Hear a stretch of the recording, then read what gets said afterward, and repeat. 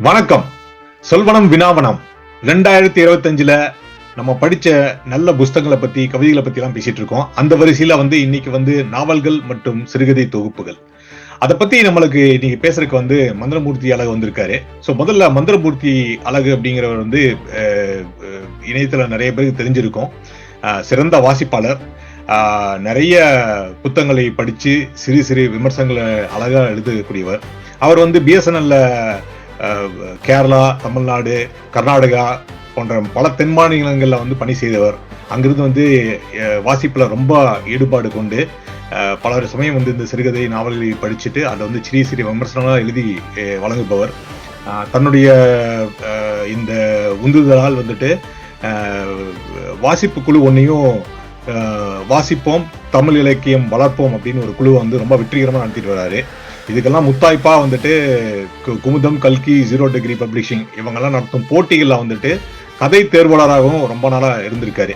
இதுக்கும் மேல ஜெயமோகனோட விஷ்ணுபுரம் 2024 ஆண்டுல அவருடைய இலக்கிய செயல்பாடுகளுக்காக இந்த மாதிரி விமர்சனம் செய்து அந்த செயல்பாடுகளுக்காக சிறப்பு விருந்தினராக போயிருக்காரு. ஸோ வாங்க நம்ம மந்திரமூர்த்தி அழகு சார் கிட்ட பேசலாம். அவருக்கு இந்த வருஷம் என்னென்ன நூல்களை வாங்கி படிக்க தயாரா வச்சிருக்காரு, இந்த வருஷம் படிச்ச நூல்கள் என்னென்ன அப்படின்னு சொல்லி பேசலாம்.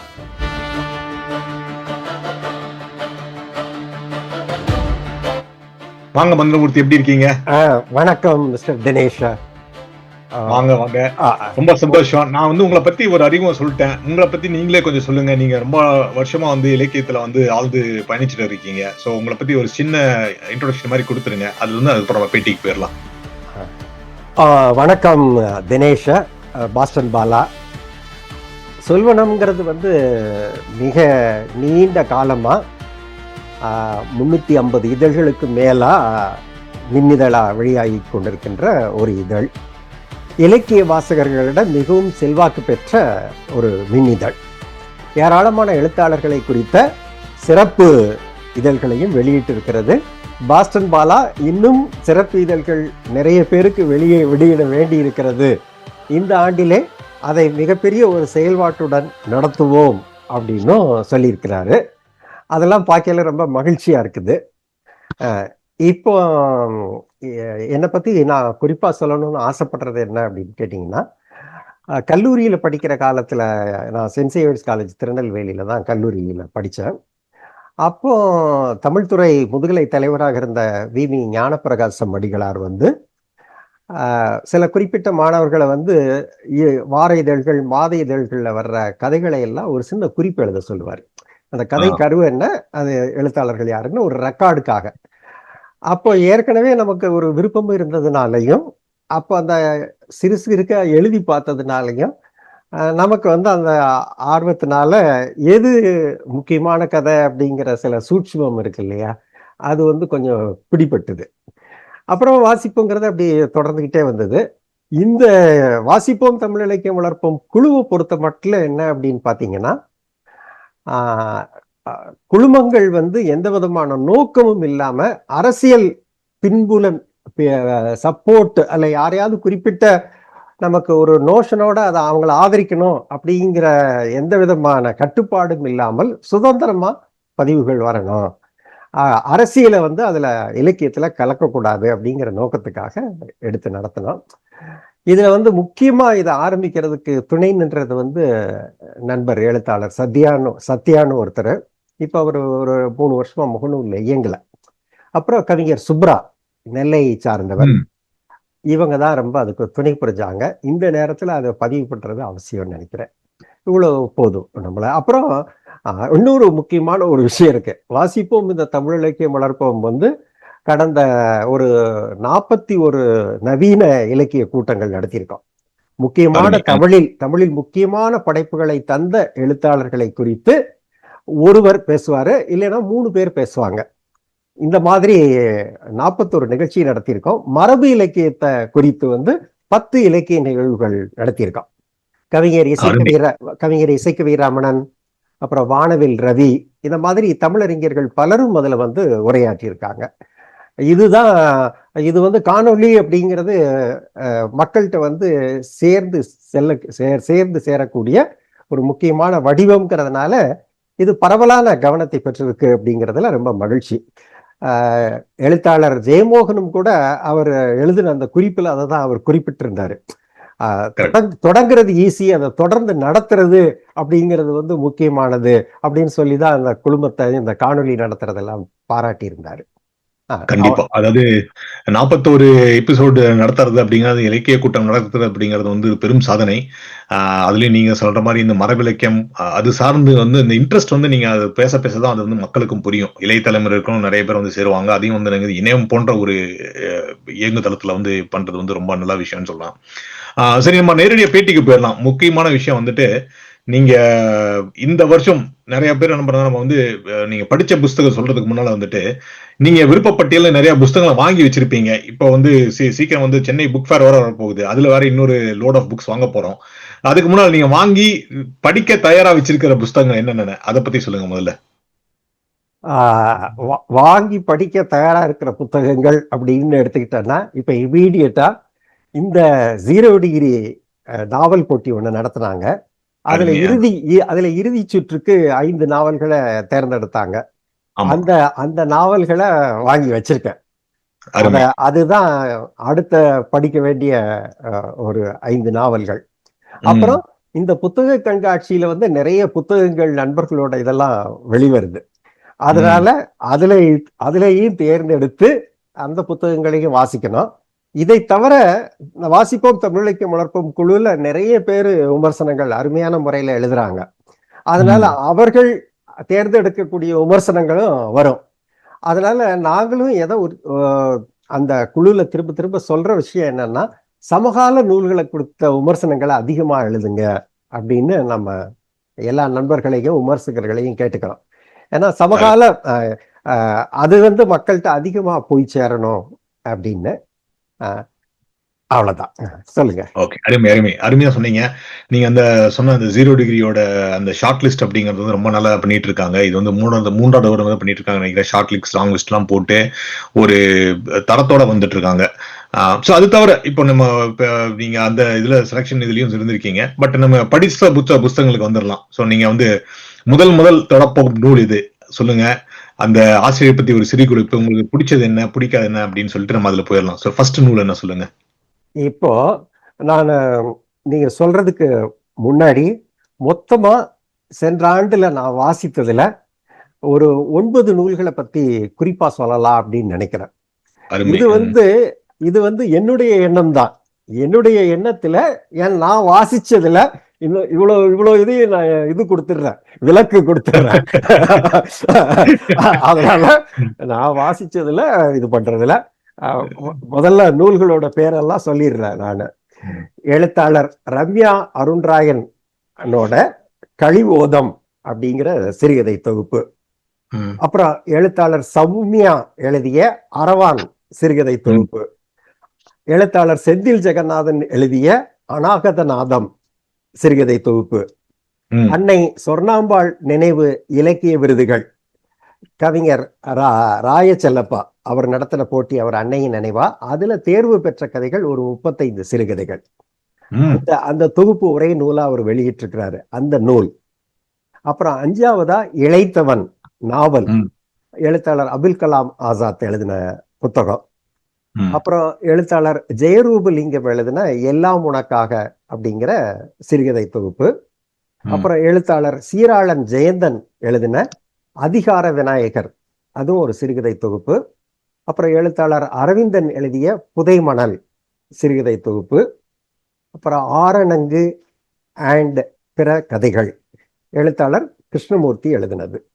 இந்த 9 கதைகளை பத்தி, இதுல 9ல வந்து எழுத்தாளர் அபுல் கலாம் ஆசாத்தோட இளைத்தவன் சிறுகதையை தவிர மற்ற 8மே வந்து சிறுகதை தொகுப்பு. இந்த நேரத்துல நான் இன்னொரு முக்கியமான விஷயத்த சொல்லணும். இதுல வந்து எழுத்தாளர் சித்ரா சிவன் எழுதின இந்த ஆண்டினுடைய சிறந்த நாவலாக எழுத்தாளர் விமர்சகர் சரவணன் மாணிக்க வாசகத்தால புகழப்பட்ட பரிந்துரைக்கப்பட்ட அத்தினி அப்படிங்கிற நாவலை நான் இன்னும் வாசிக்கல. அதையும் நான் சொல்லிடுறேன். அதே மாதிரி வந்து இந்த மாதத்துல, இந்த டிசம்பர் மாதத்துல வெளியிடப்பட்ட இந்த வருடத்தோட அந்த ஷார்ட் லிஸ்ட் பண்ண இந்த வருடத்தோட நாவல்களை வாசிக்கிறதுக்காக வச்சிருக்கேன். அதையும் இந்த லிஸ்ட்ல நான் சேர்க்கல. அதே மாதிரி அசோகமுத்திர நினைவு சிறுகதை போட்டி விருட்சம் சார்பில் அழகிய சிங்கர் நடத்தினாரு. அந்த சிறுகதைகளை வாசிச்சுக்கிட்டு இருக்கிறேனே தவிர இன்னும் நான் அதை முடிக்கல. அதனால அதையும் இந்த லிஸ்ட்ல நான் சேர்க்கல. ஓகே. சோ அது தவிர நீங்க 9 புஸ்தகங்களை பத்தி பேச போறீங்க. அதுல வந்து 8மே வந்து சிறுகதை தொகுப்பு. ஸோ இது வந்து சிறுகதை தொகுப்பு ஸ்பெஷல்னு வச்சுக்கலாம். சரி, நீங்க சொன்ன ரம்யா அருண்ன்ற எனக்கு பிடிச்சது வந்து உங்களோட லிஸ்ட்ல பாத்தீங்கன்னா நூலாசிரியர்கள் பேர், ஆசிரியர்கள் இவங்கள பாத்தீங்கன்னா எழுத்தாளர்கள் பேர்லாம் பாத்தீங்கன்னா இப்ப எக்ஸிஸ்டிங் புதுசா நீங்க சொன்ன மாதிரி அப்கமிங் ரைட்டர்ஸா இருக்காங்க. ஸோ அது ஒரு நல்ல விஷயம். அதுலயும் வந்துட்டு நீங்க வந்து பாத்தீங்கன்னா நிறைய பேர் நம்ம பின்னெழுத்த தொட மாட்டாங்க, அப்புறம் வந்து ஈழத்தை வந்து அப்படியே லூப்ல விட்டுருவாங்க. அதெல்லாம் இல்லாம வந்துட்டு நீங்க சொன்னதை வச்சுதான் அந்த லூப்ல பார்த்து நீங்க ஒரு அருமையா தேர்ந்தெடுத்து பண்ணிருக்கீங்கன்னு நினைக்கிறேன். ஸோ வித் தட் செட் நம்ம முதல் போயிடலாம். ரம்யா அருண்ராயனோட முதல் புக்கு கழிவோதம் பத்தி சொல்லுங்க. கழிவோதம் இந்த சிறுகதை தொகுப்பு தான். இது வந்து வாசிப்புலகத்திலையும் இது அவங்க அருண்ராயன் ரம்யாவோட முதல் சிறுகதை தொகுப்பு. ஆனா இது முதல் சிறுகதை தொகுப்புன்னு வாசிக்கிறவங்க யாராலையும் சொல்லவே முடியாது. அப்படி ஒரு தேர்ச்சி பெற்ற முறையில இந்த கதையை சொல்லியிருக்காங்க. இதுல ரொம்ப அருமையான முறையில நடை, எழுத்தாளருக்குன்னு ஒரு நடை இருக்கு இல்லையா, அந்த நடை வந்து அவ்வளவு ஒரு அழகா இருக்கு. குறிப்பா வந்து இந்த தலைப்பு கதை இருக்கு இல்லையா, இந்த தலைப்பு கதை வந்து அப்படி ஒரு அற்புதமான கதை. இந்த கழிவோதம்னா என்ன அப்படின்னு நம்ம விளக்கத்தை நான் எடுத்துதான் கூகுள்ல தான் தேடி பார்த்தேன். அதாவது கடல் மட்டம் உயர்றப்போ தண்ணி வந்து சில நிலப்பகுதிக்குள்ள உள்ள வரும். அப்போ அந்த தண்ணி வந்து அதுல வந்து ஆழம் கம்மியா தான் இருக்கும், அந்த நிலப்பகுதிக்குள்ள பேரலா ஓடும். அதுதான் கழிவோதம் அப்படின்னு இது பண்றாங்க. இந்த எழுத்தாளர் ரம்யா அருண்ராயன் வந்து அவங்க ஒரு கடல் பகுதியை ஒட்டி இருக்கிற ஊர் வந்து அவங்க சொந்த ஊர், நெல்லை மாவட்டத்துல உவரி அப்படின்னு நினைக்கிறேன். அப்போ அந்த பின்னணியில அவங்க எல்லாம் அதெல்லாம் பார்த்திருக்காங்க. அந்த அந்த அனுபவங்களை எல்லாம் ரொம்ப அருமையான முறையில இந்த கதையில கொண்டு வந்திருக்காங்க. இந்த ஒவ்வொரு தொகுப்புலையுமே ஏதாவது ஒரு சிறுகதை இல்லைன்னா 2 சிறுகதையை மட்டும் லேசா சுருக்கமா பார்த்துக்கலாம்னு நினைக்கிறேன். இந்த கதையில என்னன்னா அந்த துன்பத்தையும் சேர்த்து எழுதியிருக்கிறாங்க. ஒரு போஸ்ட் மாடர்னிசம்னு சொல்லுவோம் இல்லையா, அந்த முறையில அமைஞ்ச சிறுகதை இந்த சிறுகதை அப்படின்னு நான் நினைக்கிறேன். அந்த வீடு வந்து ரொம்ப மோசமா இடிஞ்சு போகிற நிலைமையில இருக்கு, அந்த அளவுக்கு ஒரு ஏழ்மையான நிலையில. அப்ப அந்த வீடை ரிப்பேர் பார்க்கணும். அப்போ அந்த வீடை ரிப்பேர் பார்க்கறதுக்கு அவங்க அப்பா அந்த பையங்களோட உதவியோட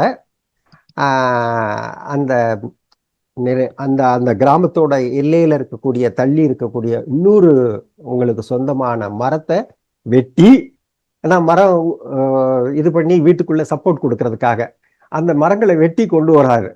அப்போ அந்த கடல் ஓதத்துல அதை அப்படியே தள்ளி விட்டு எப்படி கொண்டு வராரு.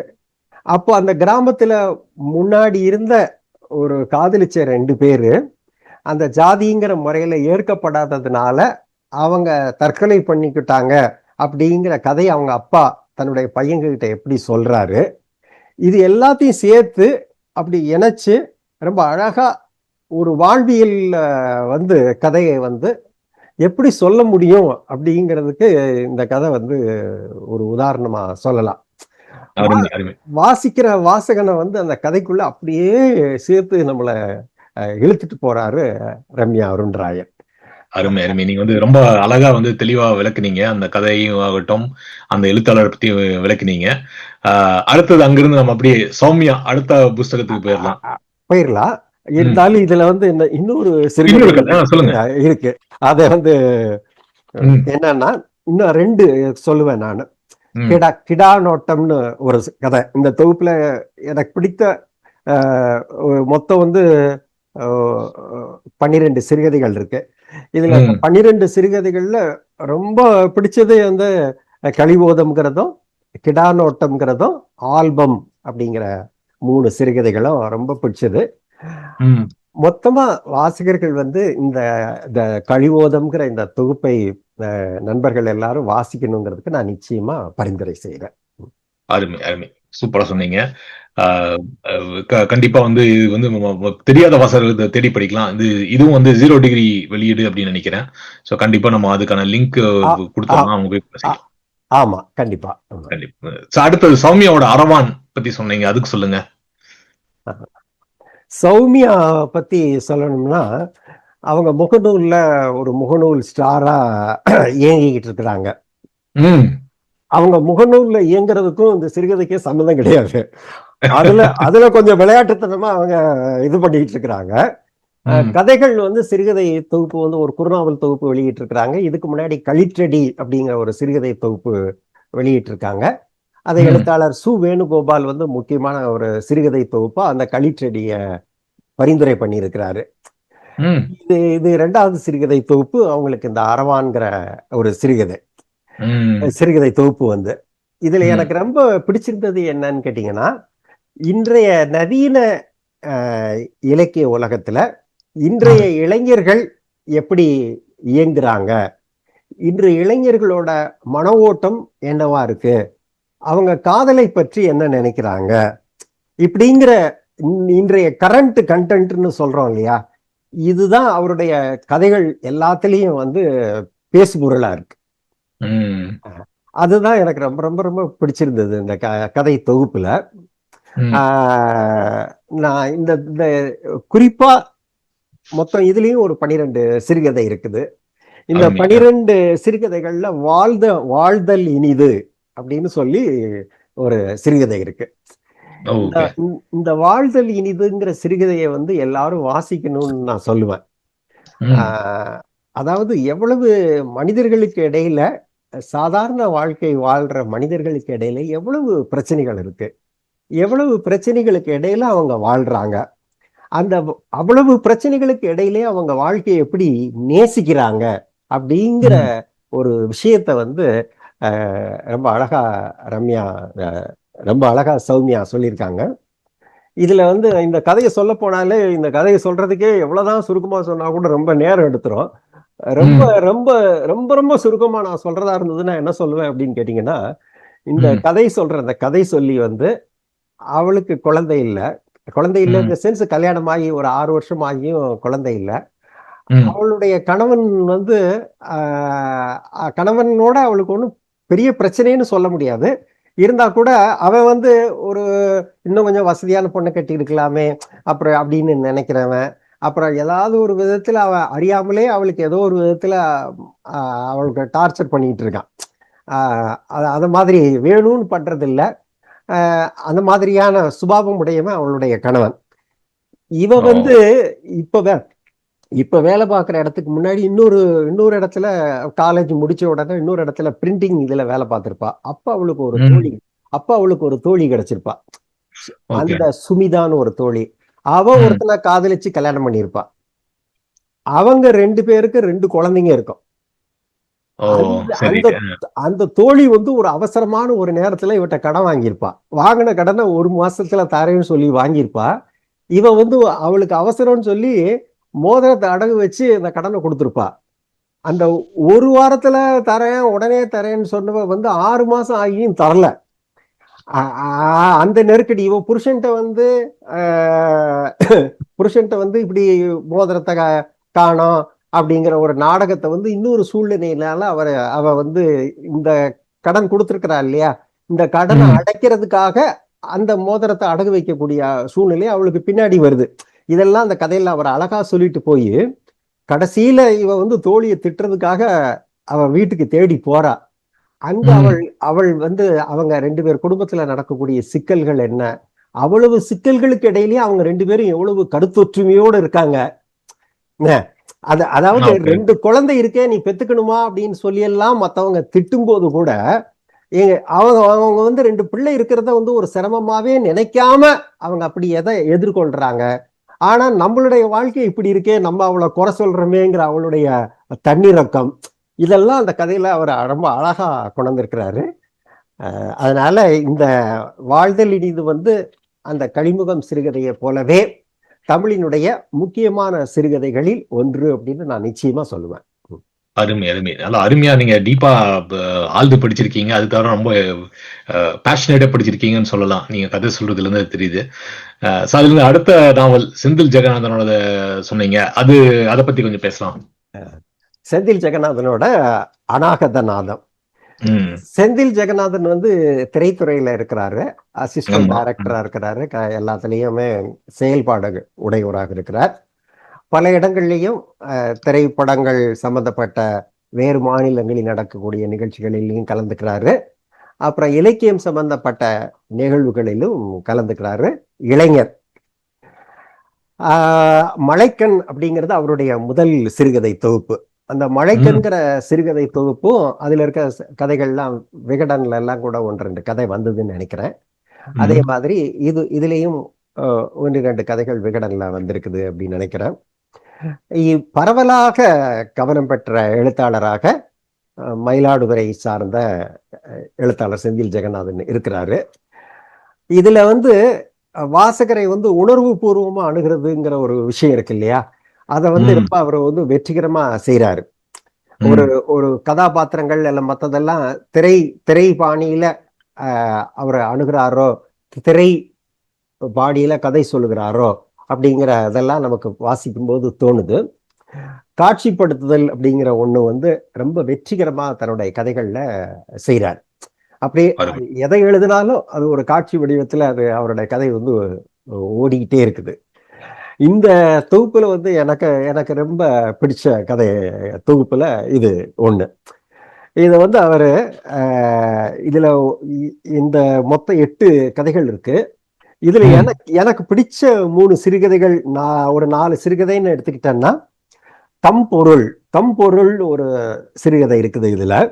அப்புறம் தலைப்பு கதையான அநாகதநாதம், அப்புறம் அழகிலா விளையாட்டு அப்படின்னு ஒரு சிறுகதை, அப்புறம் போகன் வில்லா அப்படிங்கிற ஒரு சிறுகதை. இந்த 4 சிறுகதையில வந்து நான் சொல்லணும் அப்படின்னு நினைச்சேன்னா அந்த தம்பொருள் அப்படிங்கிற ஒரு சிறுகதையை சொல்லுவேன்.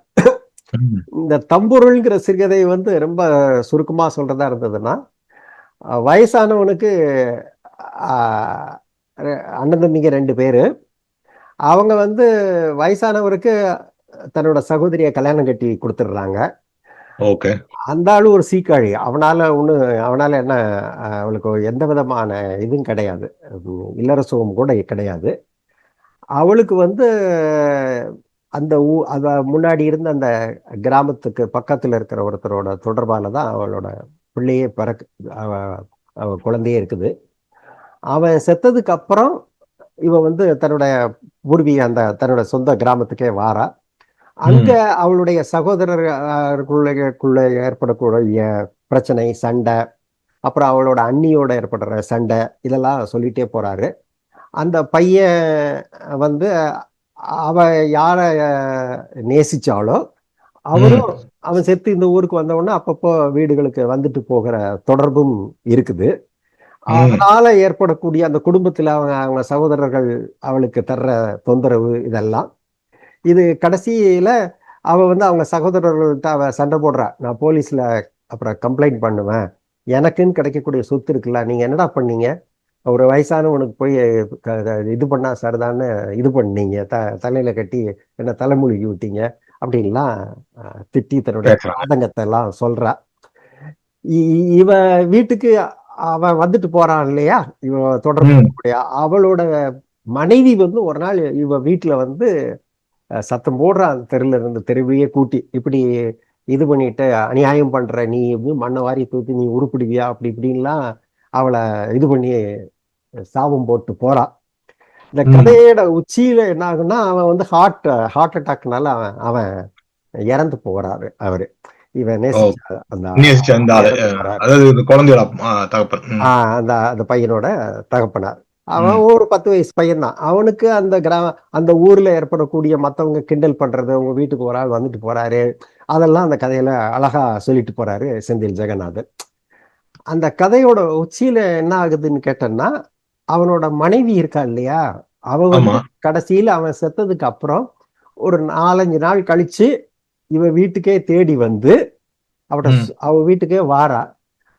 வந்துட்டு எப்படி இருந்தாலும் அவருக்கு ஆண் வாரிசு உன் பையன் தானே இருக்கிறான், அவருக்கு வேண்டிய அந்த இதெல்லாம் கிரியை எல்லாம் அவனை வச்சு பண்ணலாம் அப்படின்னு சொல்லி இவ ஆறுதலோட அவளை அணைச்சிக்கிறான்.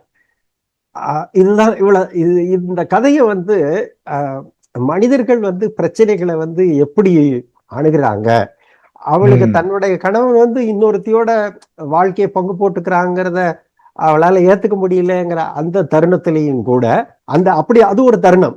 ஆனா அவன் செத்ததுக்கு அப்புறம் அவனோட பையன் தானே அதுவும், அப்போ அவளும் அனாதரவா இருப்பாளே, அவளையும் நம்ம அணைச்சிக்கணுமே அப்படிங்கிற ஒரு மனிதர்களுக்கு இடையில இருக்கக்கூடிய அந்த உணர்வுங்கிறதெல்லாம் அந்த கதையில ரொம்ப அழகான முறையில சொல்லி அருமை எழுத சொன்னீங்க, சூப்பரா விளக்கினீங்க, சுவாரஸ்யமான கதையாவும் இருக்கு.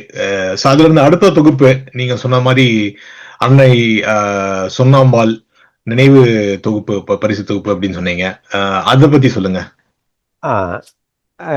இது கொஞ்சம் ஜாலியாவே பேசலாம், ஒன்னும் ரிலாக்ஸ் பண்ணிக்கலாம். இப்போ என்னன்னு பாத்தீங்கன்னா,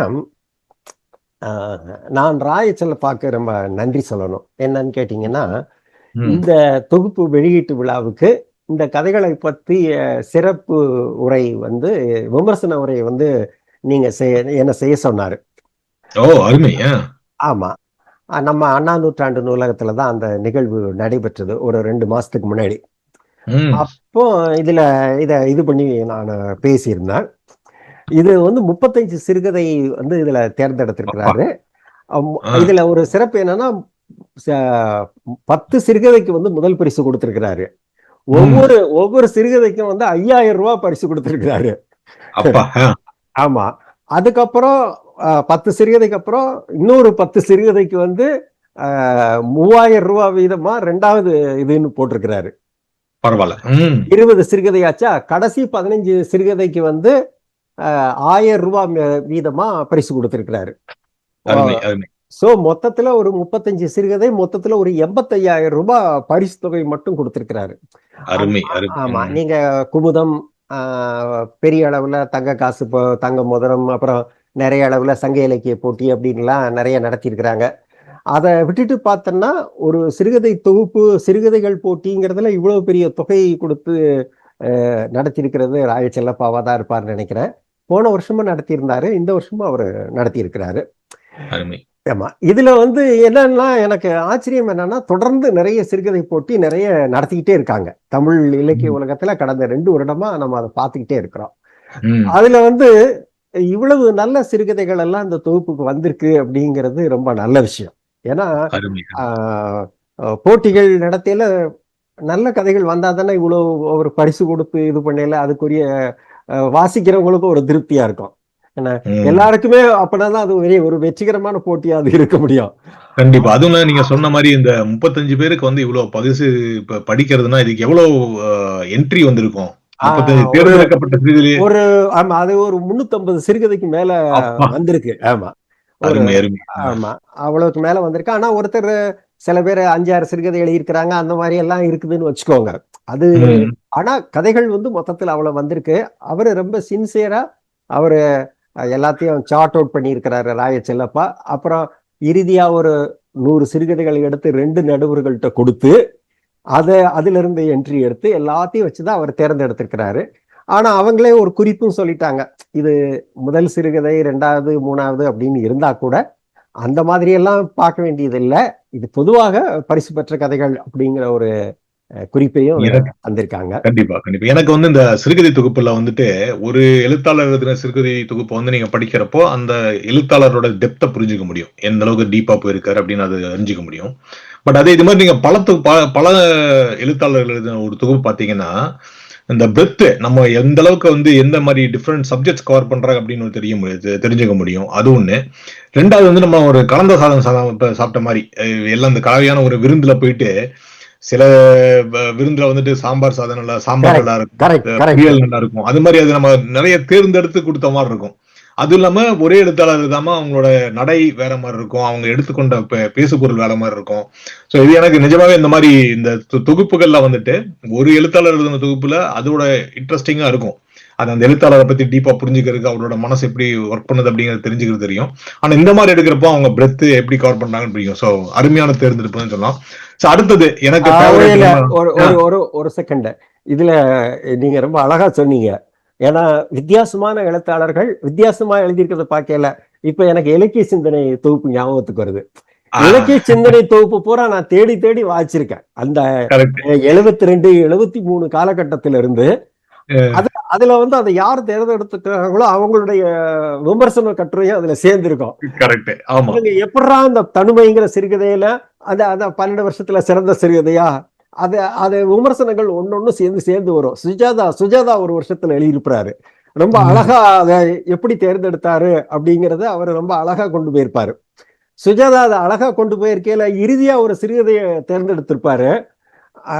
அப்கோர்ஸ் இந்த பாரதியார் செந்தமிழ்நாடு போதினிலே இறுதி இதுல வந்து அவருக்கு 3வது பரிசு தான் கிடைச்சதுன்னு சொல்லுவாங்க.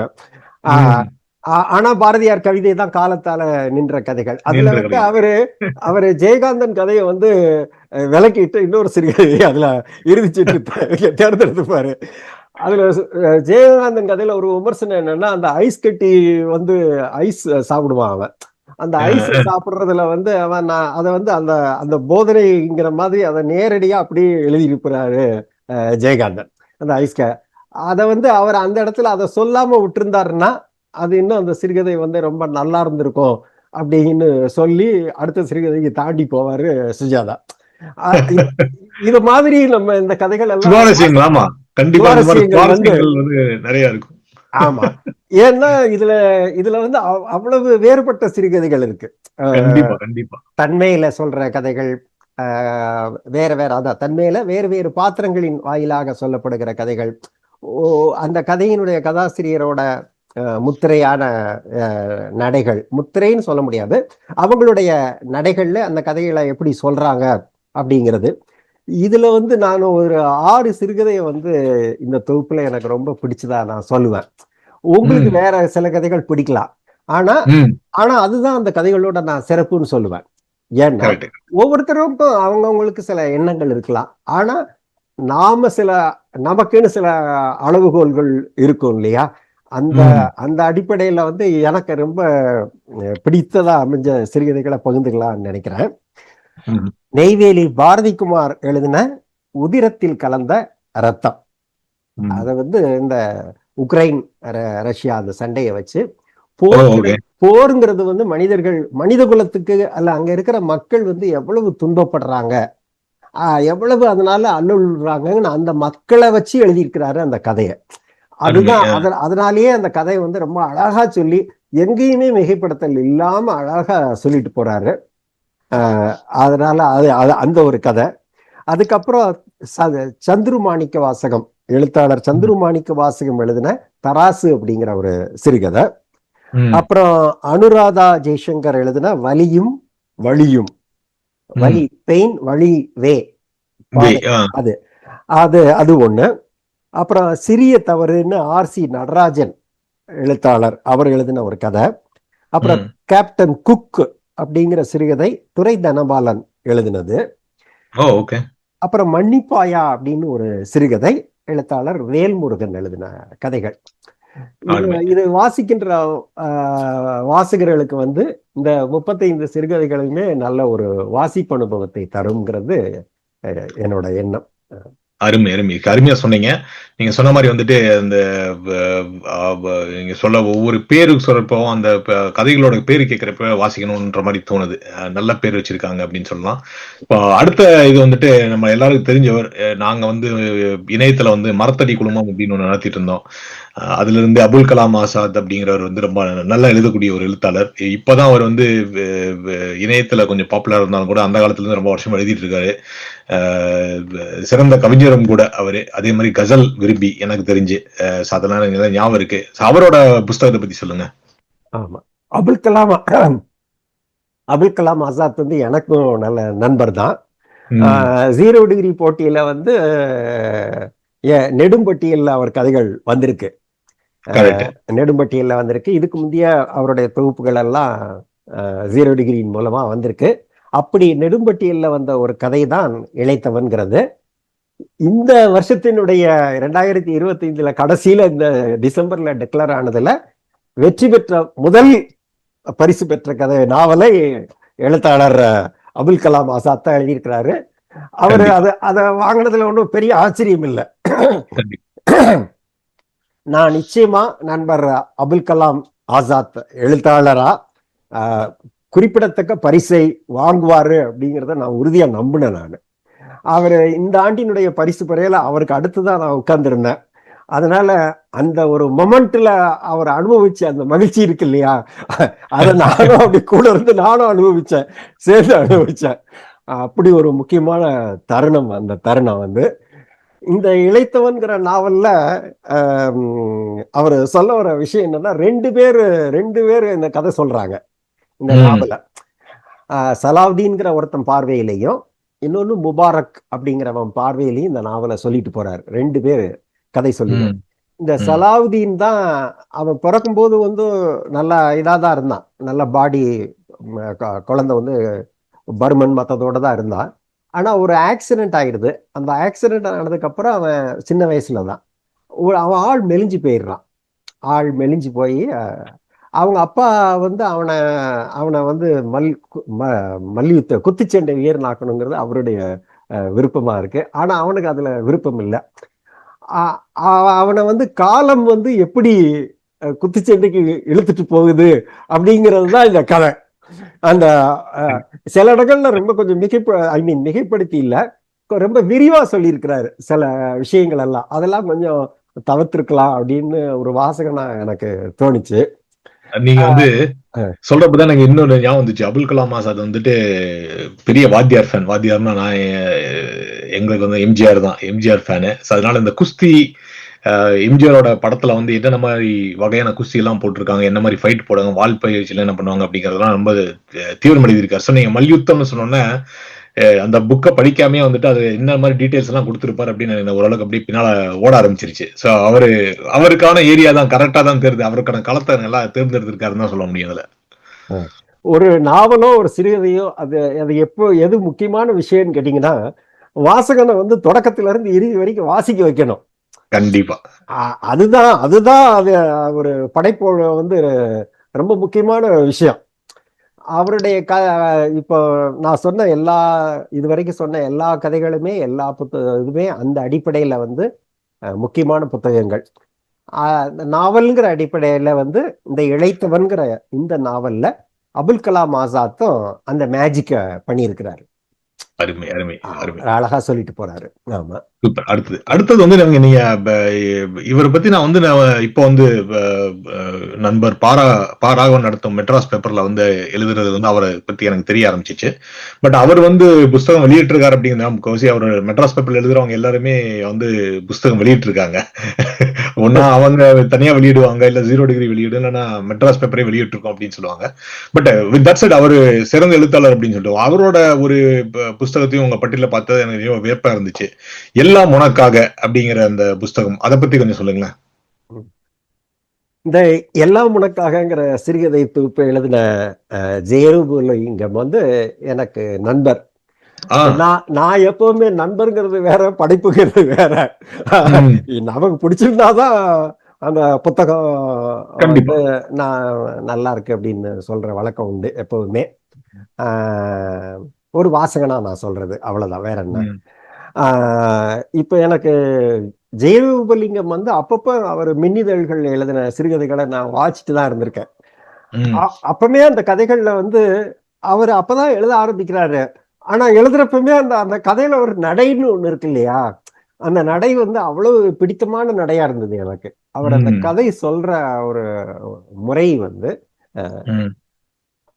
இப்போ இந்த கதைகள் இந்த தொகுப்பு அப்படின்னு எடுத்து பாக்குறப்போ இதுல நான் குறிப்பா வந்து ஒரு 4 சிறுகதைகளை நான் சொல்ல ஆசைப்படுறேன். என்ன அப்படின்னு பாத்தீங்கன்னா, பஞ்சவர்ணம்னு ஒரு சிறுகதை, மாமா அனுப்பிய தந்தி, அப்புறம் அம்மா, அப்புறம் எல்லாம் உனக்காக. இது 4 சிறுகதைகளும் ரொம்ப எனக்கு பிடிச்சிருந்தது. இது இந்த கதைகள் சிறுகதைகள் தொகுப்புல 1 அல்ல 2 சிறுகதையை தவிர மத்த எல்லாமே புலம்பெயர் இலங்கை சிறுகதைகள். அந்த புலம்பெயர்ந்த இடத்துல நடக்கக்கூடிய, புலம்பெயர்ந்த வேற வேற நாடுகள் நடக்கக்கூடிய, இவர் லண்டன்ல வசிக்கிறாரு நம்ம ஜெயரோபலிங்கம். இந்த கதைகள் வந்து பெரும்பாலும் சில காதல் கதைகள் இருக்குது. இல்லைன்னா இன்றைய சூழ்நிலையில இன்றைய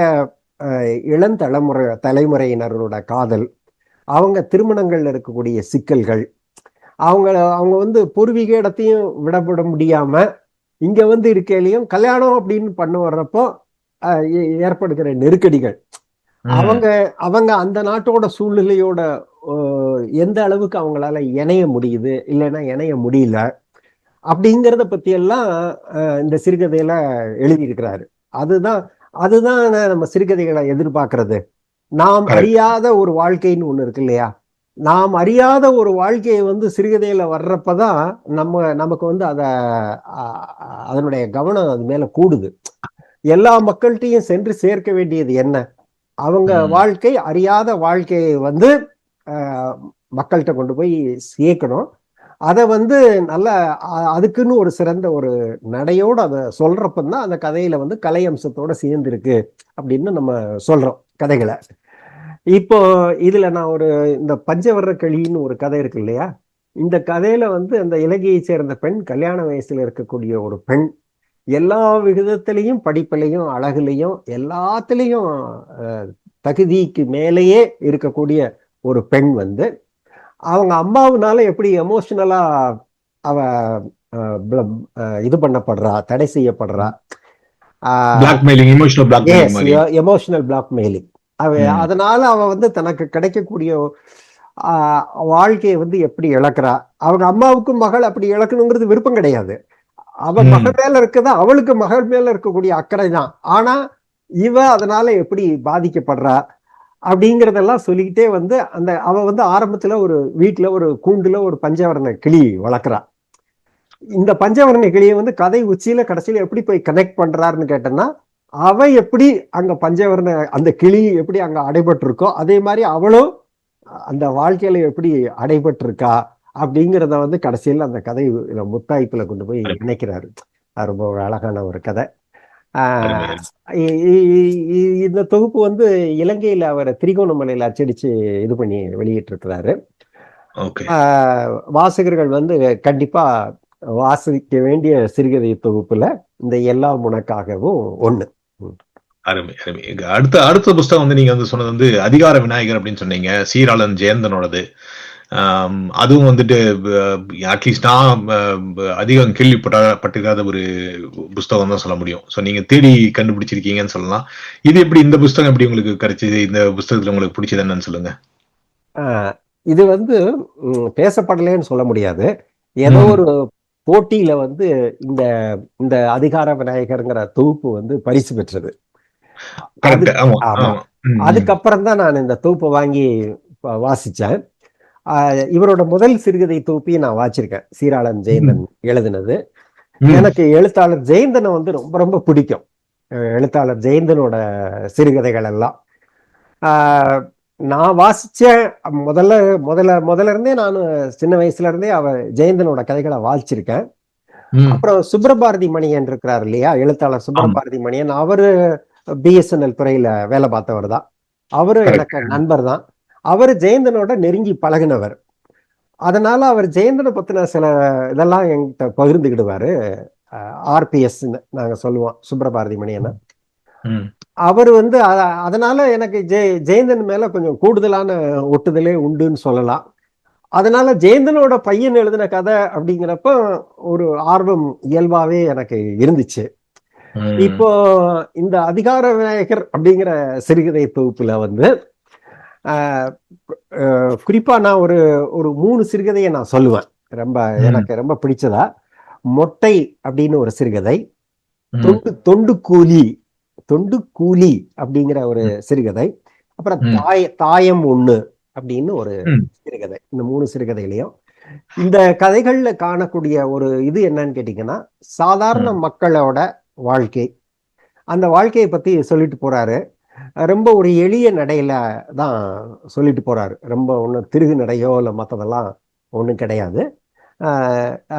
நம்ம ஓரளவுக்கு ஆஹ், வணிக எழுத்து அப்படின்னு எல்லாம் சொல்றோம் இல்லையா?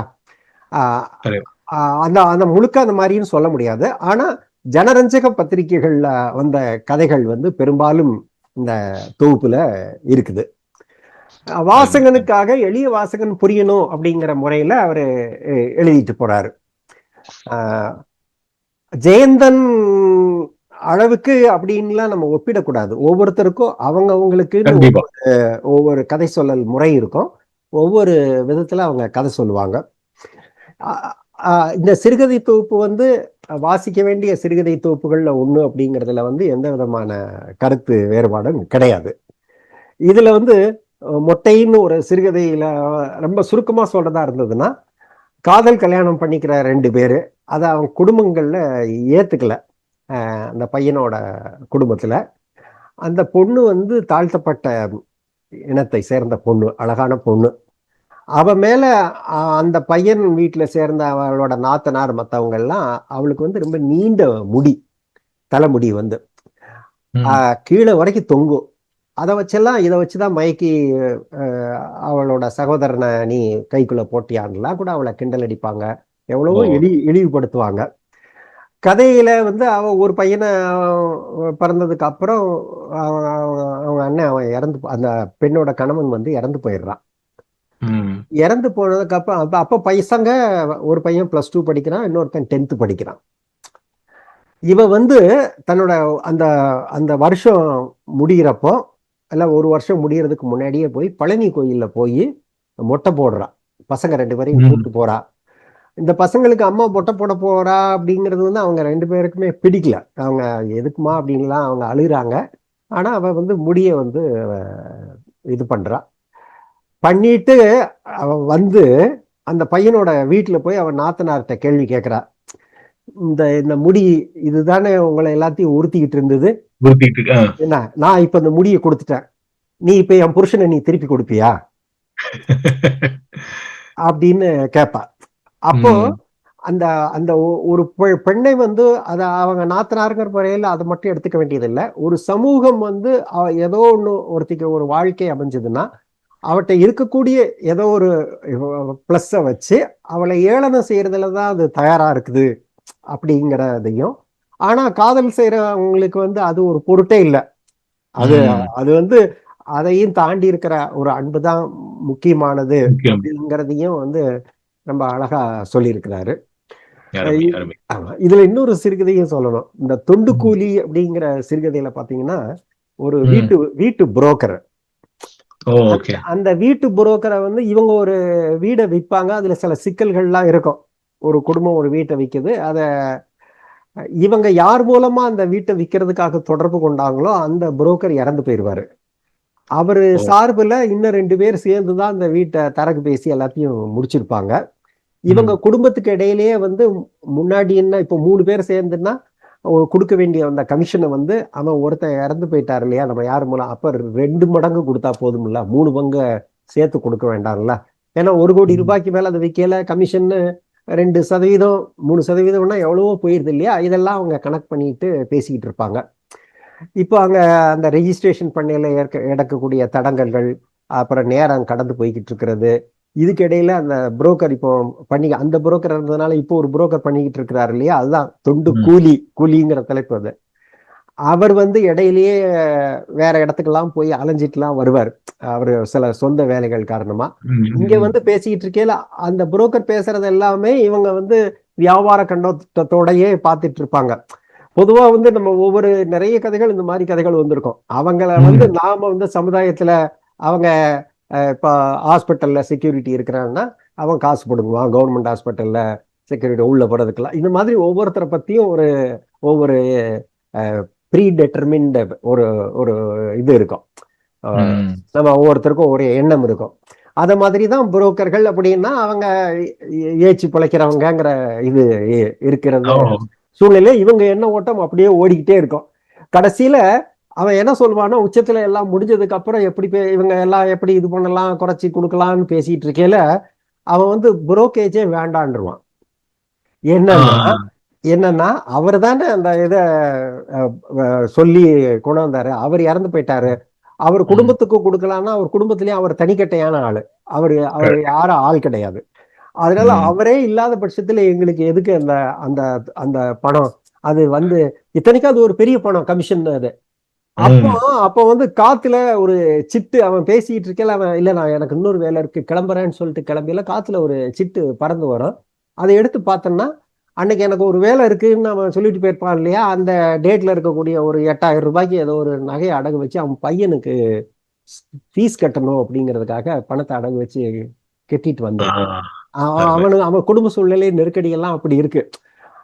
அந்த நெருக்கடிக்கு இடையிலையும் மனிதர்கள் ஒரு ஒரு அறம்னு சொல்றோம், ஒரு சில வேல்யூ அப்படின்னு சொல்றோம் இல்லையா, இத மாதிரிக்கு இடையில இருக்கிறவங்களும் இருக்கதான் செய்யறாங்க அப்படிங்கிறத இந்த கதையில ரொம்ப அழகா சொல்லி இருக்கிறாரு. நீங்க தொண்டு கூலி அப்படின்னு அந்த பேரை சொன்னோன்னே, இந்த கிறிஸ்தவத்துல தொண்டு ஊழியம் அப்படின்னு சொல்லுவாங்க. அதாவது ஊழியம் பண்ண போறோம் அப்படிம்பாங்க. போய் பிரச்சாரம் பண்ண போறப்போ தொண்டு ஊழியம் அப்படிம்பாங்க. அது நீங்க பணம் பைசா வாங்காம செய்யக்கூடிய ஊழியம் அப்படின்னு. சோ அதனால அது எனக்கு அப்படிதான் தோணுது. தொண்டு கூலினா அந்த மாதிரி தான் வரும்னு நினைச்சேன். நீங்க அது மாதிரியே கதையை முடிச்சிருக்கீங்க. அருமையான கதை, அருமையா விளக்குனீங்க நீங்க அதை பத்தி. சூப்பரா இருந்துச்சு. ஆமா, அதே மாதிரிதான் அந்த தாயம் ஒண்ணுங்கிற கதையுமே நல்ல கதை, வாசிக்கலாம்.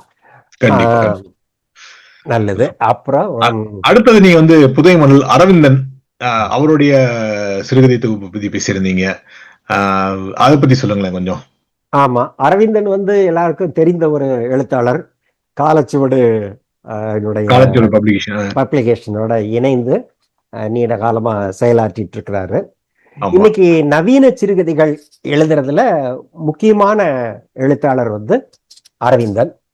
அரவிந்தனோட சிறுகதைகள் எல்லாமே பெரும்பாலும் உளவியல் அடிப்படையில அமைந்த சிறுகதைகளா இருக்கிறத நம்ம பார்க்கலாம். அப்புறம் அரவிந்தனுக்குன்னு ஒரு அருமையான ஒரு எழுத்து நடை இருக்கு. அவரு அந்த கதைகளை சொல்லிட்டு போறதே ரொம்ப அழகா இருக்கும். வாசிக்கிற வாசகனுக்கு அப்படியே தொடர்ந்து என்ன சொல்லியிருக்கிறாரு அப்படிங்கிறத வாசிக்கிற அந்த ஓட்டம் அவர் கதைகள்ல உண்டு. வாசகனுக்கு சொல்லியும் சொல்லாமல் விடுறது அப்படிங்கிற இடம் இருக்கும் இல்லையா, அந்த சொல்லாமல் விடுற இடங்களையும் அவருடைய கதைகள்ல நம்ம பார்க்கலாம். இந்த புதைமணல்ங்கிற சிறுகதை தொகுப்புல நான் குறிப்பா சொல்லணும்னு விரும்புறது மொத்தம் 10 சிறுகதைகள் இருக்கு. இந்த 10 சிறுகதைகள்ல எனக்கு ரொம்ப பிடிச்சிருந்தது கால்களில் துவளும் காலம். கால்களில் துவளும் காலம் காலம். அப்புறம் நியதி நியதி அப்படின்னு ஒரு சிறுகதை. இந்த 2 சிறுகதையும் ரொம்ப பிடிச்ச கதையா இருந்தது. இந்த கால்களில் துவளும் காலம்ங்கிறது என்ன அப்படின்னு பாத்தீங்கன்னா, ஒரு பொண்ணு, ரொம்ப அழகா இருந்த பொண்ணு, அவ காலேஜ்ல படிக்கும் போதும் சரி, அதனுடைய தொடர்ச்சியான காலங்கள்லயும் சரி, இளைஞர்கள் அவளை சுத்தி சுத்தி வருவாங்க. அவ ஒரு பரதநாட்டிய டான்ஸரா கூட இருந்தவ. இதெல்லாம் கதையில எப்பவுமே அந்த நவீன சிறுகதையினுடைய ஒரு அழகான அமைப்பு என்னன்னா, முதல்ல உரையாடல்கள் மூலமா கதையை கொண்டு போயிட்டு அதை பின்னாடி அந்த கதையை சொல்லுவாங்க. உரையாடல் மூலமாவோ அல்ல கதாசிரியன் மூலமாவோ அந்த கதை அவளுடைய பற்றிய செய்திகள்லாம் வெளியே வரும். இப்போ அப்பேற்பட்டவ அவளுக்கு இன்னொரு இந்த கதையினுடைய முக்கியமான பாத்திரம் ஒரு இடத்துல நடக்கிறதுக்கு, படியில ஏறுறதுக்கு உதவி பண்றான். அந்த படியில ஏறுறதுக்கு உதவி பண்ணல அவன் அதுல அவன் ரொம்ப இம்ப்ரெஸ் ஆகுறான் அவன் மேல. என்னன்னா, இவளை சுத்தி எவ்வளவு இளைஞர்கள் அவ லேசா அவளுடைய கண்ணசைவுக்காக காத்திருந்த காலமெல்லாம் ஒண்ணு இருந்துச்சு. ஆனா இந்த 5 வருஷத்துல அந்த மெனோபாஸ் ப்ராப்ளம் உட்பட சில பிரச்சனைகள்னால அவன் உடம்பு பர்மன் ஆயிடுறா. உட்கார்ந்து இருக்கிறதுக்கே அவளுக்கு ஒரு சேர்ல தொடர்ந்து ரொம்ப நேரம் உட்கார்றதுக்கு கூட சிரமமா இருக்கு. அப்ப இந்த மாதிரி அவ வாழ்க்கையில அவ எதிர்கொள்கிற அந்த பிரச்சனைகள் எல்லாத்தையும் ரொம்ப அழகா சொல்லிட்டே போறாரு. இந்த கதையோட இறுதியில இவன் ரொம்ப உற்சாகமா இயங்குறவன், இவனுக்கும் கூட ஒரு ஆக்சிடென்ட்னால இவனுக்கும் இந்த நடக்கிறது அப்படிங்கிறதுல பிரச்சனை வருது. முதல்ல அவளோட பிரச்சனைகளை சேர்த்து சொல்லிட்டு போறவரு, பேரலா அந்த நேரத்துல அவனுக்குமே அந்த பிரச்சனைகள் இருக்கு. ஆனா அந்த கதையோட தொடர்ச்சியில அவரு சொல்லிட்டு போறாரு. அப்போ அந்த அந்த உளவியல் சம்பந்தமா மன ரீதியா 2 பேரும் எப்பேற்பட்ட பிரச்சனைகளை அவங்க எதிர்கொள்றாங்க.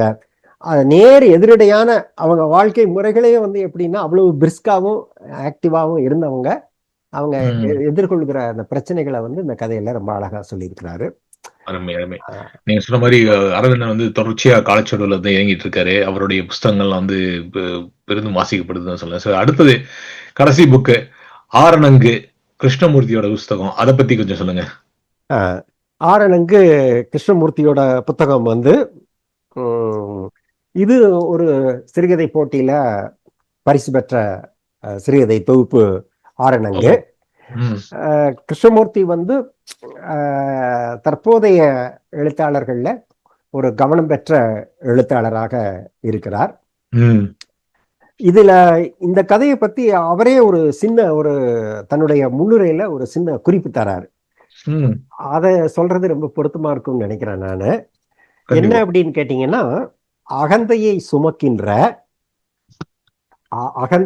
ஈகோவை சுமக்கின்ற இது மனிதர்கள், இவங்க ஒரு பக்கம்.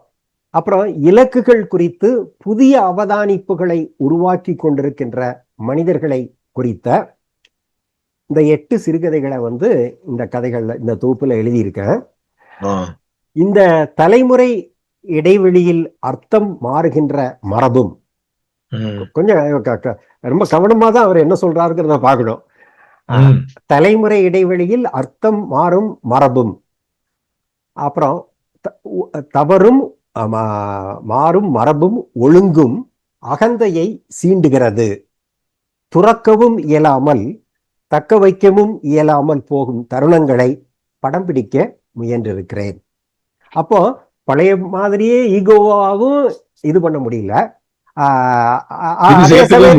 இதோட அடாப்ட் பண்ணவும் முடியல அப்படின்னு தத்தளிக்கிற மனிதர்களை பத்தின கதைகளை, அந்த தருணங்களை நான் படம் பிடித்திருக்கிறேன். எனக்கு இந்த கதையில ஒரு சின்ன விஷயமா இருக்குன்னா, எல்லா தமிழ் வார்த்தைகளுமே தெரிஞ்சதாதான் இருக்கு. வாசகனுக்கு ஒரு ஸ்பேஸையும் கொடுத்திருக்கிறாரு. ஆனா வாசகன் இவர் நினைக்கிற விஷயத்த புரிஞ்சுக்குவாங்களா அப்படிங்கிற சந்தேகம் எனக்கு இந்த கதைகள்ல வருது, சில கதைகள்ல வருது. இன்னும் கூட சில கதைகளை அவர் தெளிவா சொல்லியிருக்கலாமோ அப்படிங்கிற ஒரு எண்ணம் ஏற்படுது. இவர் சொல்ற அந்த ஸ்டேட் ஆஃப் மைண்டுக்கு இப்ப இருக்கிற ஜென்சிக்காரங்க பூமர்கள் அப்படின்னு சொல்லிட்டு ஈஸியா சொல்லி ஒதுக்கிட்டு போயிருவாங்க. பட் அந்த பூமர்கள் அப்படின்னு சொல்லிட்டு அந்த இடைப்பட்ட காலத்துல இருக்கிற, அதாவது சொல்லுவாங்க ஒரு 40 இருந்து ஒரு 60 வயசுக்குள்ள இருக்கிறவங்களுக்கு தான் அவங்க அப்பாப்பட்ட கஷ்டமும் தெரியும், தன் மகன்கிட்ட தான் தன் மகன் மகள்கிட்ட அவர் படப்பரிய கஷ்டமும் தெரியும்.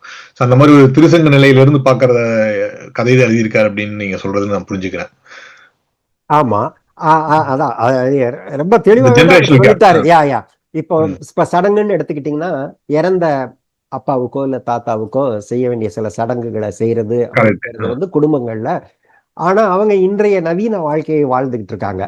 அப்போ ஆமா, ஆனா அந்த சடங்கு செய்யணும்னா அந்த சடங்கு செய்யறதுக்கான சில அடிப்படையான விஷயங்களை தெரிஞ்சுக்கிறதுக்கு கூட அவங்க அக்கறை காட்டுறது இல்ல. அதுக்கு தேவையான சில முனைப்புகளை பணம் கொடுக்கறோமா, பேருக்கு அவங்க செஞ்சுட்டு போட்டோம் அப்படிங்கிற ஒரு மனநிலையோட தான் இருக்கிறாங்க.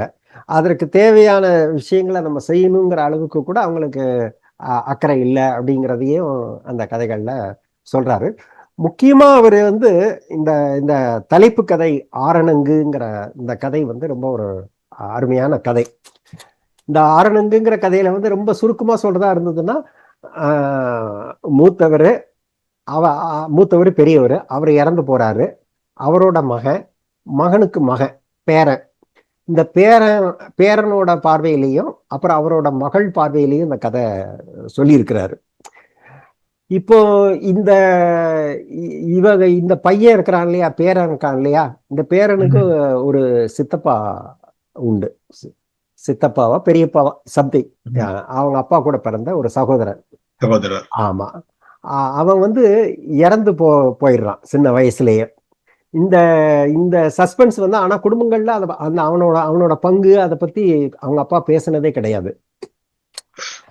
அந்த இவங்க தாத்தாவோடையும் இந்த கிராமத்துக்கு அவர் இருக்கிற இடத்துக்கு போய் ரொம்ப அண்டை விட்டதும் கிடையாது. அவர் இறந்ததுக்கு அப்புறம் அவங்க அப்பாவுக்கும் அவங்க அப்பாவோட சகோதரிக்கும் எப்படி சொத்தை பிரிச்சுக்கிறதுங்கிற உரையாடல்கள்லாம் நடக்குது.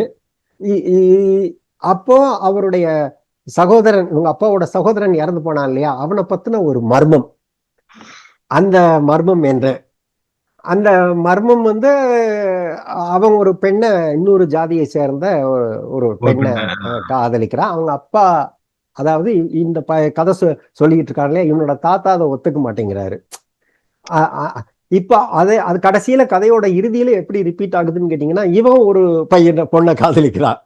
அவன் காதலிக்கிறாங்கிற விஷயம் அவங்க அப்பாவுக்கு தெரிய வருது.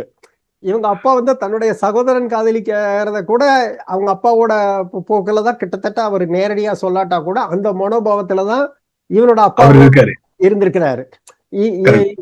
இதையெல்லாம் ஒரு மாதிரியா உள்ளடக்கி, ஆனா இன்னைக்கு டேட்டுக்கு அதை அவர் எப்படி அதை எதிர்கொள்றாரு, அவருடைய மனோபாவம் எப்படி மாறி இருக்கு, அல்ல மாறி இருக்கா மாறலையா அப்படிங்கிறத நீ வாசகர் என்ன விதத்துல நீ புரிஞ்சுக்கிற. இந்த மாதிரி பல விஷயங்களை உள்ளடக்கி இந்த கதை கூறும் முறைங்கிறது வந்து ரொம்ப ரொம்ப நல்லா இருக்கு, ரசிக்கும் விதத்துல இருக்கக்கூடிய சிறுகதை இது. அருமை அருமை. நீட்டா 9 புத்தகங்களை பத்தியும் அருமையா வளர்க்கனீங்க. அதுல சில சிறுகதைகளை பத்தி நீங்க ஞாபகம் வச்சு அதுல குறிப்பெல்லாம் எடுத்துட்டு வந்து நல்லா அருமையா பேசுனீங்க. ரொம்ப நிறைவா இருந்துச்சு. கண்டிப்பா நீங்க இன்னொரு அந்த அசோகமித்திரன் நினைவு சிறுகதை தொகுப்பை பத்தி சொல்லியிருந்தீங்க. அது நீங்களும் வாசிச்சு முடிக்கலாம்னு சொல்றீங்க. அதுல இருந்து குறிப்பிடத்தக்க ஏதாவது கதைகள் இருக்கா? இல்ல அது வாசிச்சு முழு அளவுல வாசிச்சு அதை தயாரிச்சாதான் அதை சொல்ல முடியும். அறிந்த நண்பர்கள் டாக்டர் பாஸ்கரன் நிறைய உட்பட நிறைய பேர் அதுல மாலா மாதவன் தான் அதுல முதல் பரிசு வாங்கியிருக்கிறாங்க. பெரும்பாலானவங்க வந்து அந்த சிறுகதை தொகுப்புல அசோகமித்திரன் வாழ்க்கையை எப்படி அதன் போக்குல எடுத்துக்கிட்டு பிரச்சனைகளை எழுதினாரோ, இயல்பா எழுதிட்டு போனாரோ, அந்த அடிப்படையில கதைகளை எழுதணும்னு முயன்று இருக்காங்க அப்படிங்கிறது தெரியுது, அந்த தொகுப்புல வந்து தெரியுது நமக்கு. அருமை. ரொம்ப ரொம்ப நன்றி. முதல்ல நான் சொன்ன மாதிரி வந்துட்டு நீங்க வந்து இந்த 9 புத்தகங்கள் ஆகட்டும், இல்ல நீங்க வாசிக்க வச்சிருக்கிற அடுத்த சில புத்தகங்களை பத்தீங்கன்னா அருமையான அறிமுகம் கொடுத்தீங்க. ஒரு நிமிடம் இல்ல, நீங்க இறுதி இது சொல்றதுக்கு முன்னாடி இப்படி வாசித்த புத்தகங்களை பத்தி எல்லாம் பகிர்ந்துக்கிறதுக்கு ஒரு அருமையான ஒரு வாய்ப்பை ஏற்படுத்தி தந்த சொல்வனத்திற்கும் நண்பர் தினேஷுக்கு, நண்பர் பாஸ்டர் பாலாவுக்கு குறிப்பா நன்றி தெரிவிச்சுக்கிறேன் இந்த நல்ல நேரத்துல. கண்டிப்பா கண்டிப்பா உங்களுக்கும் நன்றி. நாங்க சொன்ன மாதிரி வந்து இதுக்காக நீங்க வந்து ஒரு புஸ்தகத்தை பத்தி பேசுறதே கஷ்டமான விஷயம்.